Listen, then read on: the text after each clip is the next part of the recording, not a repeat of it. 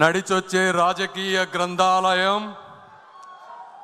40 ఏళ్ల అనుభవాల విశ్వవిద్యాలయం, నిత్య నూతన ఆలోచనల విజ్ఞాన క్షేత్రం అయినటువంటి మాన్యశ్రీ ముఖ్యమంత్రి గౌరవ ముఖ్యమంత్రి శ్రీ నారా చంద్రబాబు నాయుడు గారికి ఓటమికి దడవని గుండె, ఒక చేత్తో పసుపు పచ్చ జెండా, మరో చేత్తో అభివృద్ధి అజెండా పట్టుకొని భవిష్యత్తుకు భరోసా ఇస్తున్నటువంటి మన యువనేత, ప్రియతమ నేత శ్రీ నారా లోకేష్ గారికి, అదేవిధంగా పార్టీని బాధ్యతాయుతంగా ముందుకు నడిపిస్తున్నటువంటి పల్లా శ్రీనివాస్ గారికి, పసుపు పర్ణ వేదిక, పసుపు సైన్యపు వేడుక అయిన ఈ మహానాడుకు విచ్చేసినటువంటి నాయకులకు, నిస్వార్థమైన కార్యకర్తలకు నమస్కారం. ఈరోజు కడప గడపలో లక్షలాది మంది తెలుగు సైన్యం ఒక చోట కలుసుకుంటున్నారు అంటే, అదేవిధంగా మాలాంటి వాళ్ళు ఎక్కడో ఉన్నా ఈరోజు రాష్ట్రానికి తిరిగి వచ్చి ప్రజాసేవ చేయాలి అని ముందుకు వస్తున్నామంటే దానికి మొట్టమొదటి కారణం మరణం లేని మహానాయకులు, అకుంఠిత దీక్షా దక్షులైనటువంటి అన్న నందమూరి తారక రామారావు గారు. మరి ఒకసారి 2019 తర్వాత చూస్తే 24 వరకు జరిగిన అరాచకం మీ అందరికీ తెలుసు. ఎలక్షన్ల ముందు వచ్చినప్పుడు, ఎలక్షన్లు 3-4 నెలల ముందు ఉన్నప్పుడు నాకు కూడా ఎంతోమంది, 100 మంది కార్యకర్తలు, నాయకులు మెసేజ్లు పెట్టేవాళ్ళు, ఫోన్లు చేసేవాళ్ళు. సార్, మనం బీజేపీతో పొత్తులో లేకపోతే అద్భుతంగా గెలుస్తాం, మీరు దయచేసి చంద్రబాబు నాయుడు గారికి చెప్పండి పొత్తు వద్దు అని. అయితే ఆ రోజు నారా చంద్రబాబు నాయుడు గారి దగ్గరికి వెళ్ళి నేను ఒకటే చెప్పాను, సార్, తలలు పగిలినా, రక్తం చిందినా వెనకడుగు వేయని ధైర్యవంతులైనటువంటి కార్యకర్తలు, మాలాంటి నాయకులు మీ అందరికీ వెనుకగా ఉంటాం. మీకున్నటువంటి అపారమైనటువంటి అనుభవంతో మీకు నచ్చిన నిర్ణయం తీసుకోండి అని చెప్పి ఆ రోజు నేను కూడా చెప్పడం అయింది. ఆ రోజు శ్రీ నారా చంద్రబాబు నాయుడు గారు ఒక స్థిత ప్రజ్ఞతతో తీసుకున్నటువంటి ఒక నిర్ణయం, వెంటిలేటర్ మీద ఉన్నటువంటి ఆంధ్రప్రదేశ్ని ఈరోజు ఆక్సిజన్ మీదకి తీసుకొచ్చినటువంటి పరిస్థితి. మరి ఈరోజు చూస్తే గత 5 సంవత్సరాల్లో జగన్మోహన్ రెడ్డి గారికి పూర్తి అధికారం ఉంది, కావాల్సినంత మంది ఎంపీలు ఉన్నారు, కావాల్సినంతటువంటి అవినీతి సొమ్ము ఉంది, ఆయనకు కూడా కొద్ది గొప్ప ధైర్యం ఉంది, అయినా కూడా ఏమీ చేయలేకపోయారు. మరి ఈరోజు చూస్తే తెలుగువాడు తలెత్తుకునేలా, తెలుగు జాతి గర్వపడేలా, ప్రపంచమంతా మన వైపు చూసేలా అమరావతి నగరం అద్భుతంగా రూపుదిద్దుకోబోతా ఉంది. ఈరోజు ఒక్కసారి అక్కడికి వెళ్ళి చూడండి. గత 5 సంవత్సరాల్లో అప్పుడు 14-19 మధ్య ఒక 2 యూనివర్సిటీలు వచ్చినాయి. ఆ 2 యూనివర్సిటీలు అమెరికాలో కూడా అంత అద్భుతంగా లేవు అని చెప్పి మీకు చూస్తే తెలుస్తుంది. అదేవిధంగా రాబోయేటువంటి అమరావతి మహానగరం చరిత్రలో ఒక మైలురాయిగా మిగిలిపోబోతా ఉంది. అదేవిధంగా మరి ఆగిపోయిన పోలవరం నేను చూశాను. నారా చంద్రబాబు నాయుడు గారు ఎన్నిసార్లు ఢిల్లీ వచ్చేవారు, ఎన్నిసార్లు కేంద్ర మంత్రులతో కలిసేవారు, ఏ విధంగా పోలవరాన్ని నెలలా ఫాలో అప్ చేస్తూ ముందుకు తీసుకువెళ్లారో ప్రత్యక్షంగా చూసినటువంటి వ్యక్తిని. అదేవిధంగా ఆగిపోయింది, ఆరిపోయింది అనుకున్నటువంటి విశాఖ స్టీల్ ప్లాంట్ని అర్ధరాత్రి 12-1 గంటల వరకు కూర్చొని స్టీల్ మినిస్టర్స్ తోటి, నిర్మలా సీతారామన్ గారితో కూర్చొని దానిని పూర్తి చేసినటువంటి మహానుభావులు శ్రీ నారా చంద్రబాబు నాయుడు గారు. మరి ఈరోజు రాయలసీమ ప్రాంతం చూసుకుంటే 5,000 కోట్ల రూపాయలతో 2 పారిశ్రామిక పార్కులు వస్తూ ఉన్నాయి.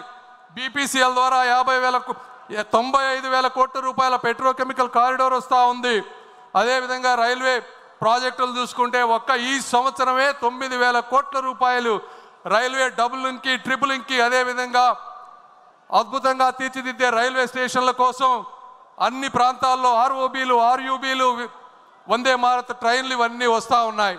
ఒకప్పుడు ఆంధ్ర రాష్ట్రానికి కేంద్ర బడ్జెట్లో రైల్వేకి 1000 కోట్లు కూడా ఉండేది కాదు. అలాంటిది కేవలం ఒక్క సంవత్సరంలో 9,000 కోట్లు, 5 సంవత్సరాల్లో 50,000 కోట్ల రూపాయలు ఈరోజు వస్తూ ఉంది.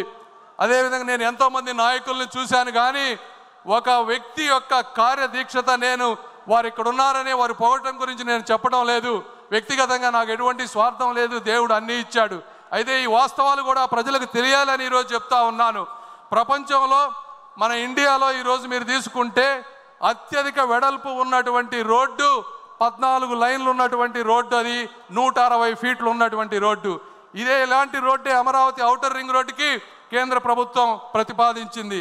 అయితే నారా చంద్రబాబు నాయుడు గారు దాన్ని 230 ఫీట్ల రోడ్డు కావాలని అడిగారు.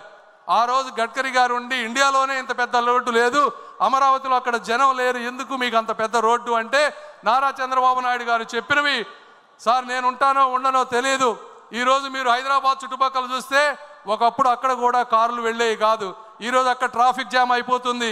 అయితే నాకు తెలుగు జాతిపై ఉన్నటువంటి ఒక నమ్మకం, ఆంధ్రప్రదేశ్ ప్రజలపై ఉన్నటువంటి ఆ స్ఫూర్తిపై ఉన్నటువంటి నమ్మకం, ఈరోజు ఆంధ్రప్రదేశ్ ఈరోజు ఇలా ఉంటే ఉండొచ్చు, కానీ 25 సంవత్సరాల తర్వాత అక్కడ 1 ఎకరం భూమి కూడా మేము కొనలేం. కాబట్టి మీరు ఎట్టి పరిస్థితుల్లో దాన్ని 230 ఫీట్లు చేయండి. దీనికి అవసరమైతే నేను 1000 కోట్ల రూపాయలు మా రాష్ట్రం నుంచి వస్తాను, నేను చూడకపోయినా నా ఆంధ్ర రాష్ట్ర ప్రజలు ఈ రోడ్డుపై అనుభవించాలి అని చెప్పినటువంటి వ్యక్తి. దీనికి నేను ప్రత్యక్ష సాక్షి అని చెప్తా ఉన్నాను. అదేవిధంగా జగన్మోహన్ రెడ్డి గారు గత 5 సంవత్సరాల్లో రాష్ట్రంలో ఉన్నటువంటి అనేక వ్యవస్థలు, స్కీములు అన్నిటినీ కూడా నాశనం చేసినటువంటి వ్యక్తి. 90 స్కీములు ఉన్నాయి, దాదాపుగా 90 స్కీముల్లో 90 స్కీములు కూడా ఒక ఇన్స్టాల్మెంట్ తీసుకొని వాటికి స్టేట్కి మ్యాచింగ్ ఇవ్వాల్సిన డబ్బులు ఇవ్వకుండా ప్రతి వ్యక్తికి, వ్యవస్థకి అన్యాయం చేసినటువంటి వ్యక్తి శ్రీ జగన్మోహన్ రెడ్డి గారు. ఈరోజు చూస్తూ ఉంటే కార్యకర్తలకు కూడా నేను ఒకటి చెప్తా ఉన్నాం, 2014-19 మధ్య ఆ రోజు నారా లోకేష్ గారు పంచాయతీరాజ్ మంత్రిగా ఉన్న రోజు వేసినటువంటి సిమెంట్ రోడ్లే ఈరోజు ఎస్సీ, ఎస్టీ, బీసీ కాలనీలో ఒక అద్భుతంగా ఉన్నాయి. ఒక్కసారి ఊహించుకోండి, గత 5 సంవత్సరాల్లో ఆ సిమెంట్ రోడ్లు వేసి ఉండకపోతే ఒక్క ప్రాంతంలో కూడా తిరగడానికి రోడ్లు ఉండేవి కావు. మళ్ళీ అదేటువంటి అభివృద్ధి ఈరోజు ఎక్కడ చూసినా రాయలసీమ ప్రాంతంలో ప్రతి నియోజకవర్గానికి 20 కోట్ల రూపాయలతో జాతీయ ఉపాధి హామీ పథకం నిధులతో 20 కోట్ల రూపాయలతో ఈరోజు సిమెంట్ వర్కులు జరుగుతూ ఉన్నాయి ప్రతి ప్రాంతంలో. కార్యకర్తలకు 2 ఇబ్బందులు ఉన్నాయి. ఒకటి 14-19 మధ్య చేసినటువంటి కొన్ని నిధులు ఒక 180 కోట్ల రూపాయలు మీకు రావాల్సినవి రావలేదు. దీనికి కారణం ఆ రోజు జగన్మోహన్ రెడ్డి గారు 30% వర్క్స్ తెలుగుదేశం పార్టీ నాయకులవి వీరు పనులు చేసినా చేయలేదు అని చెప్పి సెంట్రల్ గవర్నమెంట్లో కంప్లీట్గా మూసివేస్తే అవి ఈరోజు తెరవలేని పరిస్థితిలో ఉన్నాం. ఆ 180 కోట్లు కూడా తీసుకొచ్చే బాధ్యత మేము తీసుకుంటాం. అయితే కేంద్రం ఏమన్నా ఇస్తుందేమోనని మొదటగా ప్రయత్నం చేస్తున్నాం. కేంద్రం ఇవ్వని రోజు రాష్ట్ర ప్రభుత్వం 180 కోట్లు ఇస్తుంది. అదేవిధంగా ఈరోజు 2000 కోట్ల రూపాయలు నిధులు మన జాతీయ ఉపాధి హామీలో పెండింగ్ పనులు ఉన్నాయి. నేను ఇక్కడున్నా కూడా నిన్న ఫాలో అప్ చేస్తూ ఉన్నాం. రాత్రే దానికి కన్ఫర్మేషన్ వచ్చింది. ఆ 2000 కోట్ల రూపాయలు కూడా వచ్చే వారం 10 రోజుల్లో మీ అందరికీ వస్తున్నాయని చెప్పి మీ అందరికీ నేను తెలియజేస్తూ ఉన్నా. అదేవిధంగా ఈరోజు ఎక్కడ చూసినా, ఏ పల్లెకు చూసినా ప్రతి వ్యక్తి దాహంతో గొంతెత్తేటువంటి పరిస్థితి. ఈ పరిస్థితిని గుర్తించినటువంటి శ్రీ నరేంద్ర మోదీ గారు అద్భుతమైనటువంటి జల్ జీవన్ మిషన్ని 20,000 కోట్ల రూపాయలతో ఆంధ్రప్రదేశ్కి ఇచ్చారు. అందులో కేంద్ర భాగం 14,000 కోట్లు, రాష్ట్ర భాగం 6,000 కోట్లు. ఇది జగన్మోహన్ రెడ్డి గారి పరిపాలనలో వచ్చింది. అయితే కేవలం జగన్మోహన్ రెడ్డి గారు 2,000 కోట్ల రూపాయలు మాత్రమే ఖర్చు పెట్టి 12,000 కోట్ల రూపాయలు నిరుపయోగంగా చేసి ఈరోజు ప్రతి ఇంటికి నీరు వచ్చే విధాన్ని రాకుండా చేసినటువంటి వ్యక్తి. ఆ స్కీమ్ కూడా ఈ 26కి ఎండ్ అయిపోతుంది. శ్రీ నారా చంద్రబాబు నాయుడు గారు వచ్చే ప్రతి మినిస్ట్రీ, జలశక్తి మినిస్టర్తో ఈరోజు మాట్లాడుతూ ఉన్నారంటే ఎందుకు కలుస్తున్నారు అంటే ఆ స్కీమ్ను ఇంకొక 5 సంవత్సరాలు ముందుకు తీసుకువెళ్తే మళ్ళీ మనం ఏదో విధంగా 6,000 కోట్ల రూపాయలు మ్యాచింగ్ చేసి 20,000 కోట్ల రూపాయలతో ప్రతి ఇంటికి ఇక జీవితంలో నీటి సమస్య లేకుండా, నీటి సమస్య లేవటం అంటే కేవలం ఒక బోరు వేసి నీళ్లు వేయటం కాదు. ఎక్కడెక్కడ నదులు ఉన్నాయో, తరతరాలు మారినా కూడా నీటి ప్రవాహం తగ్గదో అలాంటి వాటి నుంచి, సస్టైనబుల్ వాటర్ నుంచి, ఆ ప్రాంతాల నుంచి పైప్ లైన్లు వేసి పేదలకి ఎప్పుడు నీరు సమస్య లేకుండా చేయటంలో ఆయన నిరంతరం కృషి చేస్తూ ఉన్నారు. దానికి కూడా నేను సాక్షి అని మీ అందరికీ తెలియజేస్తా ఉన్నా. ఈరోజు అదేవిధంగా అర్బన్ ప్రాంతాల్లో కూడా నీటి సమస్య ఉంది, పట్టణాలు పెరిగిపోతూ ఉన్నాయి. ఇలాంటి పథకం ఒకటి అమృత్ స్కీమ్ అని సెంట్రల్ గవర్నమెంట్లో ఉంది. సెంట్రల్ గవర్నమెంట్ స్కీమ్కి మళ్ళీ కావాలంటే స్టేట్ గవర్నమెంట్ నుంచి ఒక 50-60% నిధులు కావాలి. ఎందుకంటే అర్బన్లో ఎక్కువ ఇవ్వరు సెంట్రల్ గవర్నమెంట్, రాష్ట్రం దగ్గర డబ్బులు లేవు. అయినప్పటికీ కూడా ఈ అమృత్ స్కీమ్ ద్వారా చంద్రబాబు నాయుడు గారు 9,000 కోట్ల రూపాయలు ఈరోజు ప్రతి మున్సిపాలిటీకి వచ్చే విధంగా చేశారు. మీ అందరికీ నేను ఈరోజు చెప్తా ఉన్నాను, ఆ స్కీముని స్టేట్లో డబ్బులు లేకపోయినా ఏ విధంగా మ్యాచ్ చేసి తీసుకొచ్చారంటే తెలివైన వాడికి కూడా మతిపోయే విధంగా చేసినటువంటి వ్యక్తి శ్రీ నారా చంద్రబాబు నాయుడు గారు. ఇది కూడా వాస్తవం అని మీ అందరికీ నేను తెలియజేస్తా ఉన్నా. అదేవిధంగా ఇవన్నీ జగన్మోహన్ రెడ్డి గారు 24 గంటలు మైనారిటీలు, నా ఎస్సీలు, నా ఎస్టీలు, నా బీసీలు అని మాట్లాడుతూ ఉంటారు. ఆయన చేసినటువంటి అన్యాయం మీకు ఒకటి చెప్తా. ఒక స్కీమ్ ఉంది. నేను మా గుంటూరు ప్రాంతంలో మైనారిటీ సోదరులు చాలా ఎక్కువ మంది ఉన్నారు. ఈ మైనారిటీ సోదరులకు ఏదన్నా చేయాలని చెప్పి ఆ మైనారిటీ మినిస్ట్రీకి వెళ్తే PMJVK అని ఒక ప్రధానమంత్రి జన వికాస్ కార్యక్రమం అని ఉంది. దీనికి సంవత్సరానికి 2000 కోట్ల రూపాయల నిధులు ఉన్నాయి. గత 3 సంవత్సరాల్లో ఒక్క రూపాయి కూడా వాడుకోలేదు. ఎందుకు వాడుకోలేదయా అంటే మనం ఉన్నప్పుడు 500 ప్రాజెక్టులు తీసుకొస్తే కేవలం 55 మాత్రమే కట్టారు. సెంట్రల్ టీము, స్టేట్ టీము వచ్చి వెరిఫై చేస్తే అందులో సగం కట్టలేదు. నిధులన్నీ దుర్వినియోగం అయిపోయినాయి. ఇప్పుడు స్టేట్ వచ్చి చూస్తే అక్కడ మేము ఇచ్చిన డబ్బులకి ప్రాజెక్టులు లేవు అని చెప్తే ఇప్పుడు దాదాపుగా 230 కోట్ల రూపాయలు స్టేట్ గవర్నమెంట్ సెంట్రల్కి పే చేసి ఆ బాకీలు తీర్చి ఆ దొంగ సర్టిఫికెట్లు తీసేస్తే మళ్ళీ 2000 కోట్ల రూపాయలు వాడుకునేటువంటి పరిస్థితి రాబోతా ఉంది. ఈ విధంగా ప్రతి వ్యక్తికి అన్యాయం చేసినటువంటి మహానుభావుడు శ్రీ జగన్మోహన్ రెడ్డి గారు. మీకు ఆఖరిగా చెప్తా ఉన్నా, ఇవన్నీ ఇప్పటి వరకు ఉన్నటువంటి స్కీమ్స్ మీకు తెలిసినవి. అదేవిధంగా మొన్న వచ్చారు, 7 మంత్రులను కలిశారు. అందులో ఒక ముఖ్యమైనది డిఫెన్స్ క్లస్టర్. డిఫెన్స్ క్లస్టర్కి ఆయన మరి ఫ్లైట్లో రాసుకున్నారో ఎక్కడ రాసుకున్నారో తెలియదు కానీ రాయలసీమ ప్రాంతాన్ని 5 భాగాలుగా విభజించారు. ఒక చోట మిస్సైల్స్ తయారు చేయాలని, ఒక చోట కమర్షియల్ అదేవిధంగా మిలిటరీ ఎయిర్క్రాఫ్ట్స్ తయారు చేయాలని, ఒక ప్రాంతాన్ని ఈ మందుగుండ్లన్నీ కూడా స్టోరేజ్ చేసుకునే విధంగా చేయాలని, ఒక ప్రాంతాన్ని డ్రోన్ సిటీగా చేయాలని, ఈ విధంగా ఉన్నటువంటి విశాలమైనటువంటి ప్రాంతాన్ని మా దగ్గర 1000 ఎకరాలు ఉన్నాయి, మీరు రండి మీరు అని చెప్పి రాజ్నాథ్ సింగ్ గారి దగ్గర కూర్చొని రాయలసీమ ప్రాంతాన్ని కూడా నిరక్షరాస్యత లేకుండా చేయాలని ఒక కంకణం పట్టుకున్నారు. అది తెలిసిన వ్యక్తి ఈరోజు కర్ణాటకలో వాళ్ళందరూ భయపడేటువంటి పరిస్థితికి వచ్చారు. ఎందుకంటే మీ అందరికీ సార్ మీరు కూడా ఏమనుకోవద్దు, నేను ఈ వాస్తవం ప్రజలకు తెలియాలని చెప్తా ఉన్నాను. ఢిల్లీలో నేను ఒకసారి ఆఫీస్లో ఒక సెక్రటరీలను అడిగా, మా సార్ గురించి మీరు ఏమనుకుంటారు మా చంద్రబాబు నాయుడు గారి గురించి అని అడిగితే వాళ్ళు ఒకటే చెప్పారు, ఒక ప్రాంతంలో వరదలు ఉన్నాయని, కరువు ఉన్నాయని రెండిటికి డబ్బులు తీసుకెళ్ళినటువంటి సమర్థమైనటువంటి వ్యక్తి శ్రీ నారా చంద్రబాబు నాయుడు గారు అని చెప్పారు. అంటే అది బాబు గారికి ఉన్నటువంటి కార్యదక్షత. ఈరోజు పక్క రాష్ట్రం వాళ్ళు భయపడతా ఉన్నారు, చంద్రబాబు నాయుడు గారు ఇక్కడ ఉంటే ఎక్కడ ఇవన్నీ తీసుకువెళ్తారో అని. ఏదేమైనప్పటికీ నేను కూడా మీరు కూడా ఇక్కడ రాయలసీమ ప్రాంత వాసులు చాలామంది ఉన్నారు. కడప ప్రాంతంలో మొదటిసారిగా మహానాడు జరుగుతుంది. ఈ రాయలసీమ రతనాల సీమ, రాగాల సీమ, అనురాగాల సీమ.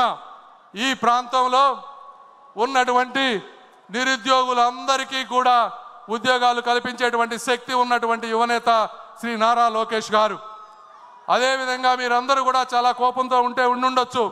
ఒక్కటే గుర్తుపెట్టుకోండి, కలం పట్టుకున్నవాడు కత్తి పట్టుకున్నవాడు కత్తితోనే చచ్చిపోతాడు, కలం పట్టుకున్నవాడు కలల్ని జయిస్తాడు అని నమ్మేటువంటి సిద్ధాంతం ఉన్నటువంటి వ్యక్తులు శ్రీ నారా చంద్రబాబు నాయుడు గారు, లోకేష్ గారు. ఈ రోజున మరి ఈరోజు మీరు ఎంపీలు చూస్తూ ఉంటే గత 5 సంవత్సరాల్లో మీరు చూసిన ఎంపీలు ఎవరు? ఒక నందిగం సురేష్ గారు, అదేవిధంగా ఒక అవినాష్ రెడ్డి గారు, ఒక మాధవ్, ఒక మిథున్ రెడ్డి. మరి ఈ రోజు ఉన్నటువంటి ఎంపీలు ఎలా ఉన్నారు మీరే ఆలోచించండి. ఆ రోజు మిథున్ రెడ్డి గారు ఏమన్నారు? ఒక నిండు సభలో అధికార మదంతో, అవినీతి సొమ్ముతో, ఏకవచనంతో యువతకు స్ఫూర్తి అయినటువంటి బడుగు బలహీన వర్గాలకు చెందినటువంటి కనీసం చీమకు కూడా అన్యాయం చేయనటువంటి చిరునవ్వుతో చిందించే రామ్మోహన్ నాయుడు గారిని ఏమన్నారో మీ అందరికీ తెలుసు. అలాంటి వ్యక్తిని ఈ రోజున కేంద్ర మంత్రిని చేసి దేశ విదేశాలు చెప్పుతూ అందరి చేత సెల్యూట్ కొట్టించే విధంగా చేసినటువంటి వ్యక్తి శ్రీ నారా చంద్రబాబు నాయుడు. మరి ఈరోజు ఉన్నటువంటి ఎంపీలు ఎవరు? ఒక దగ్గుమళ్ళ ప్రసాదరావు గారు, ఒక కృష్ణప్రసాద్ గారు, ఒక బైరెడ్డి శబరి గారు. ఇలాంటి గొప్ప గొప్ప చదువుకున్న వ్యక్తులందరినీ కూడా రాజకీయాల్లో తీసుకొచ్చారు. వీళ్ళందరూ అక్కడ ఉన్నటువంటి ఎంపీలందరికీ జగన్మోహన్ రెడ్డి గారు మైన్స్ అప్పచెప్పారు, మందు అప్పచెప్పారు. బాబు గారు ఏమప్పచెప్పారో తెలుసా? ఒక్కొక్కరికి ఒక డిపార్ట్మెంట్ అప్పచెప్పారు. నువ్వు శిశు సంక్షేమ శాఖ చూసుకో అన్నారు. ఒకరికి పోర్టులు చూసుకోమని చెప్పారు. వీళ్ళు ఆ స్కీములన్నీ చదివి వస్తే బాబు గారు వస్తున్నారంటే భయపడేటువంటి పరిస్థితికి తీసుకొచ్చినటువంటి వ్యక్తి నారా చంద్రబాబు నాయుడు గారు. అదేవిధంగా మీరు ఈరోజు చూస్తే ఎంపీలు అందరూ మిథున్ రెడ్డి గారు కోర్టుల చుట్టూ తిరుగుతూ ఉన్నారు అడ్వాన్స్డ్ బెయిల్ గురించి. మన ఎంపీలు ఎక్కడ తిరుగుతున్నారు? దేశ విదేశాల్లో దేశ ప్రతిష్ట పెంపొందిస్తూ మన దేశంపై పాకిస్తాన్ చేసేటువంటి అరాచకాలని చెప్తూ ఈరోజు లావు శ్రీకృష్ణదేవరాయలు గారు, ఒక బైరెడ్డి శబరి గారు, ఇలా బాలయోగి గారి అబ్బాయి అందరూ ఈరోజు ప్రపంచ దేశాలు తిరుగుతూ ఉన్నారు. ఇది కార్యకర్తలు కానీ నాయకులు కానీ అందరూ కూడా గుర్తుంచుకోవాల్సినటువంటి విషయం. ఆఖరిగా జగన్మోహన్ రెడ్డి గారు ఈ ప్రాంత వాసి కాబట్టి నేను అందరికీ ఒకటే చెప్పదలుచుకున్నా, చంద్రబాబు నాయుడు గారిది కానీ తెలుగుదేశం పార్టీ కార్యకర్తలకు కానీ నాయకుల సహనాన్ని కానీ మీరు పరీక్షించవద్దు. తరం మారింది, స్వరం మారింది, చరిత్ర మారబోతోంది అని మీరు అందరూ గుర్తుపెట్టుకోవాలని, ఈ ఆంధ్రప్రదేశ్ చరిత్ర సువర్ణాక్షరాలలో మిగిలిపోయే విధంగా మా అణువణువు కష్టపడతామని, తెలుగు జాతి ఇచ్చినటువంటి అవకాశాన్ని, శ్రీ నారా చంద్రబాబు నాయుడు గారు ఇచ్చినటువంటి అవకాశాన్ని, అన్న నందమూరి తారక రామారావు గారి ఆశయాల్ని ఎప్పుడు మోసం చేయమని, స్వార్థ ప్రయోజనాలకు వాడుకోమని తెలియజేస్తూ అశేష ప్రజానీకానికి నమస్కారాలు తెలుపుకుంటూ సెలవు తీసుకున్నాను. జై తెలుగుదేశం.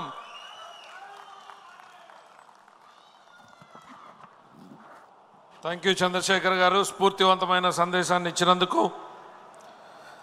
తర్వాత తీర్మానంలోకి వెళ్లే ముందుగా